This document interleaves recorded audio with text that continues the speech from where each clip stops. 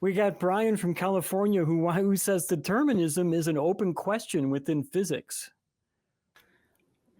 I'm not even sure we're going to have a disagreement here. So, yeah, I want to see where this one goes. Hi, Brian. How are you? Good evening, guys. Yeah, so we might have a disagreement on this.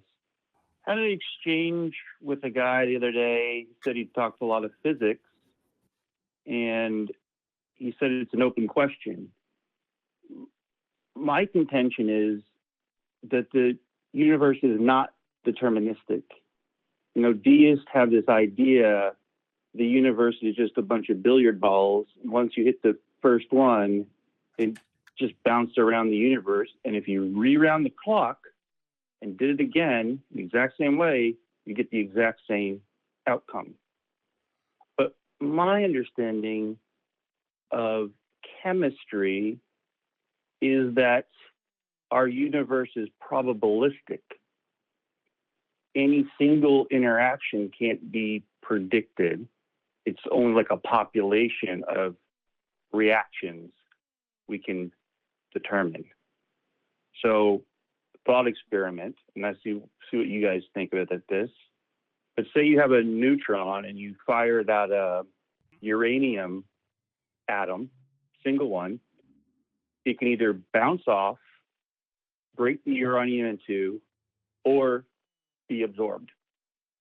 And my contention is, if you rewound the clock, everything exactly the same, quantum states, energy, everything, you don't know what it will do. We'd have to repeat that, wind the clock back a bunch of times, and then we get some probability of that interaction, those three options happening. Disagree or agree? I think it's a good point. In terms of being deterministic, I will in a moment ask for, I want a bit more of a definition from you. I would say that when it comes to things like that, what you're, I think, getting at is the difference between the quantum scale and the macro scale. And you're right that on a quantum scale, we can't determine exactly what's going to happen. But we do know, or at least we can determine the probability at which things occur. So at least the rates of it. If you think of, so you're talking about a neutron being fired, the specific example of that could be a nuclear reactor. You have a certain number of neutrons coming off, and they can either be absorbed and create another nuclear decay, which gives off either 2 or 3 neutrons, depending on what you collide it into, assuming you're using uranium or plutonium or radioisotopes of those. Or you can just have the neutron fly off and never be seen again, or at least by the reactor, never seen again. Now, yeah, one of the issues in quantum mechanics is that we don't, there doesn't seem to be anything that suggests that if you rewound the clock, it would occur exactly the same. However, on a macro scale, when you take a step back, if you rewound the nuclear reactor, you would still get the same decay rate. If you kept everything physically the same, you would. And it reminds me of another process in physics that I'll come to in a moment, with chaos theory. And I think the reason it's a bit of an open question in physics is, we don't have the ability to rewind the clock and run it again. On a macro scale, you can kind of do it. You can set up an experiment with the exact same physical parameters, or at least as close to it as you want. We can see that it runs again. But if you did it on a quantum scale, would it occur? And the reason that, say, Schrodinger's cat, for if anyone who wants to look into it, doesn't make sense is that it's trying to depict just how inherently unintuitive a lot of these things are when you try and break it down to these quantum scales. So my first question is, what exactly do you mean by deterministic? As in the exact outcome to every parameter is known, or am I not on the right track? You are. Maybe to further my thinking is to say it's deterministic at a macro scale, you have to also believe nowhere in the unfolding universe where in right now, does that handful of atoms interacting or not interacting have any effect? Like, there's no point in the early universe or at the edge of a black hole where it's just 2 or 3 atoms that interact in a not determined way that leads to a cascade of events that's bigger and bigger as the future goes on. Does that make sense? Yeah, actually, that brings up a good point in that we know, or at least our current understanding, and at least my interpretation of quantum mechanics, is that it's not inherently deterministic in that you'll know for a given quantum mechanical outcome that you're going to know exactly what it is every time. You can tell the probability. I can tell you if I run this reaction exactly what percentage in at least some of the known cases of the outcome. But yeah. Right. And so I guess the real question here is, does the indeterminate nature of quantum mechanics have enough effect on a macro scale that the universe itself is not deterministic? And unfortunately, my answer is I don't know, and I'm not aware of an answer that posits that it's known. It's a very good thing to think about, because if you say want to go to the extreme levels, let's say the singularity at the time of the, when at least the local instantation of this universe started. So our local universe started. So if you're thinking going beyond the Planck time for the Big Bang, you're dealing with quantum mechanical scales with amounts of energy that we just don't have models to handle. And so what if this sort of indeterminism took over at that moment? I can definitely see differences. Yeah. And so in today's universe. Yes. And so I guess you're right in that it is, how do you measure the impact?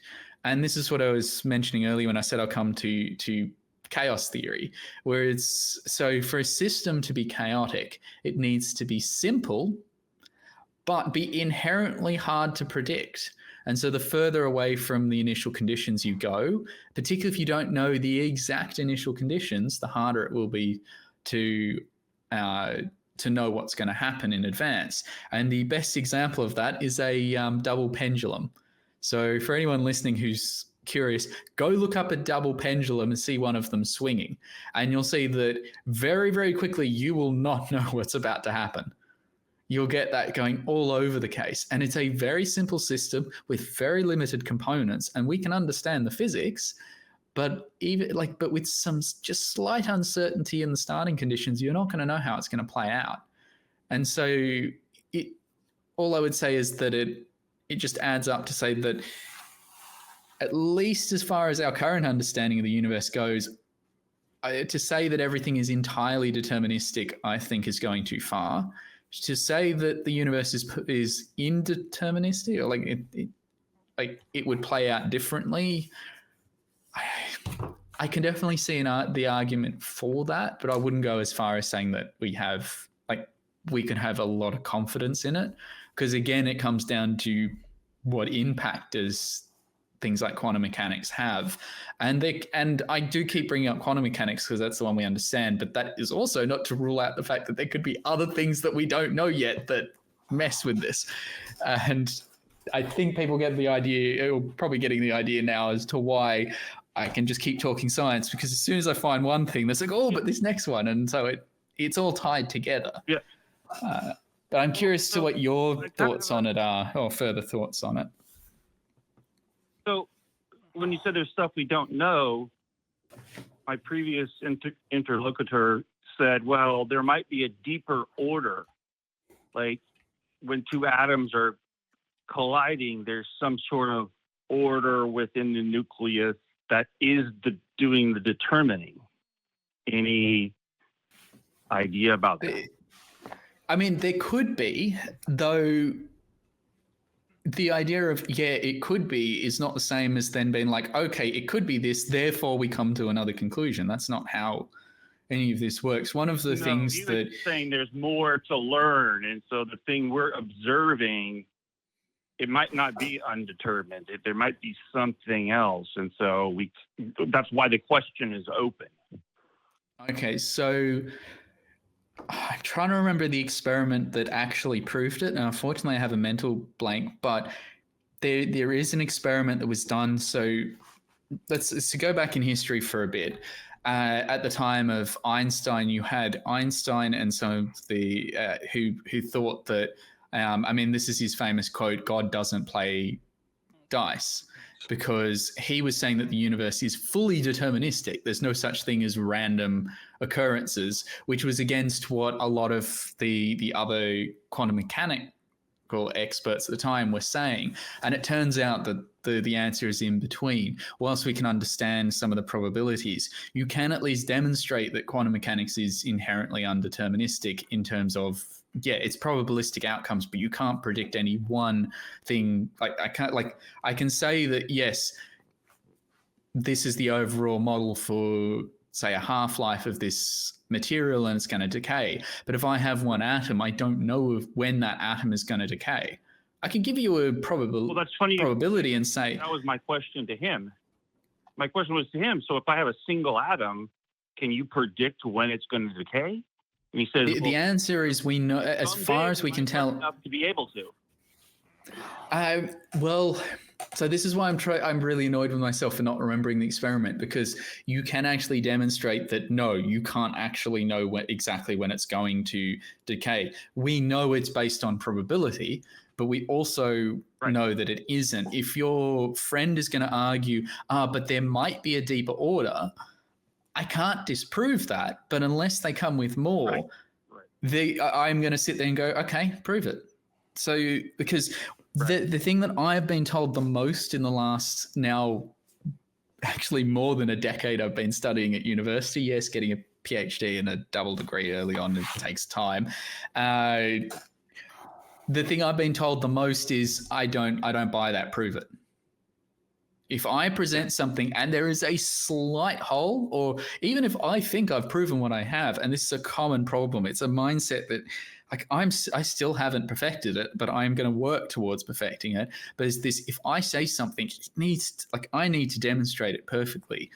And although we all try and do that to some extent, obviously to different levels across, depending on what people's experiences are, to do it to the level where, let's say I was going to convince my supervisor that I have observed something, it's damn hard to do. And so although it's a simple question of can you demonstrate that, actually teaching people how, or at least understanding when you reach the level to prove it is a very different thing. And I think that often happens in these cases, is that these people think it's like, oh, but what if? And I'm like, what ifs aren't enough. You can have a hypothesis. We need that in science, but you're not done with the science till you've done your work.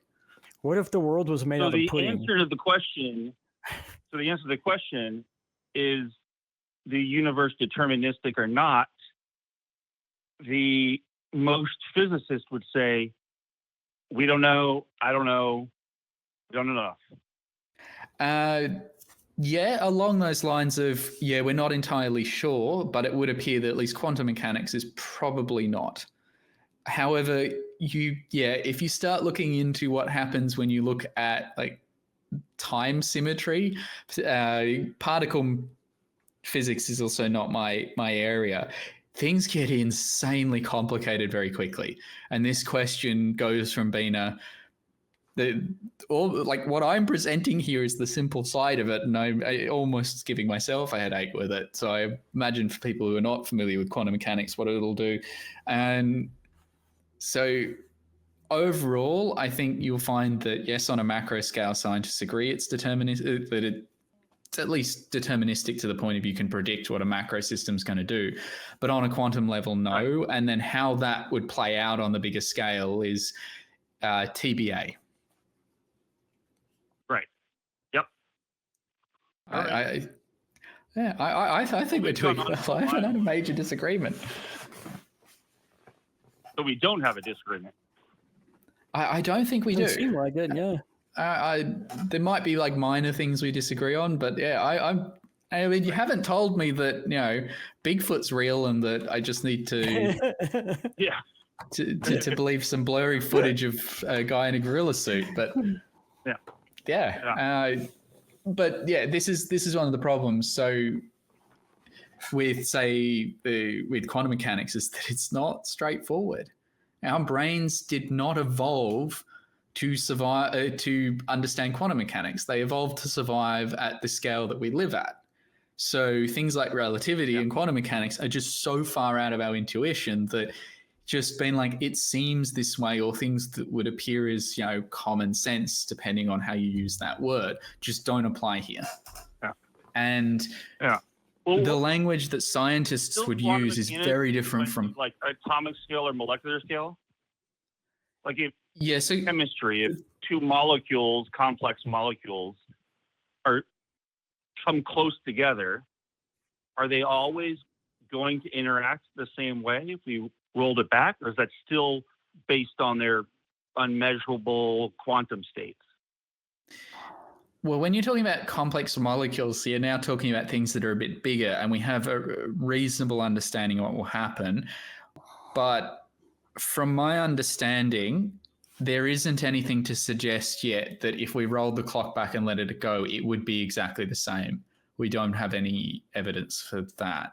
However, either way, right? Yeah, but we are getting to the point where, say, we can predict and start to model and then even design using software to design new drugs. Because when you're talking about molecules and interacting with other molecules, you have a pretty good idea of what will happen. Right. However, but again, when you talk about designing drugs, you're also loading a body where you're talking about an orders of magnitude that our brains don't comprehend with. Yeah. 1 mole of a molecule, so a few hundred grams, so not even a kilo, is going to be 10 to the 23. Right. I can't even wrap my head around how many molecules that is. Right. Yeah. All right. So I think we covered it quite a bit. Thanks.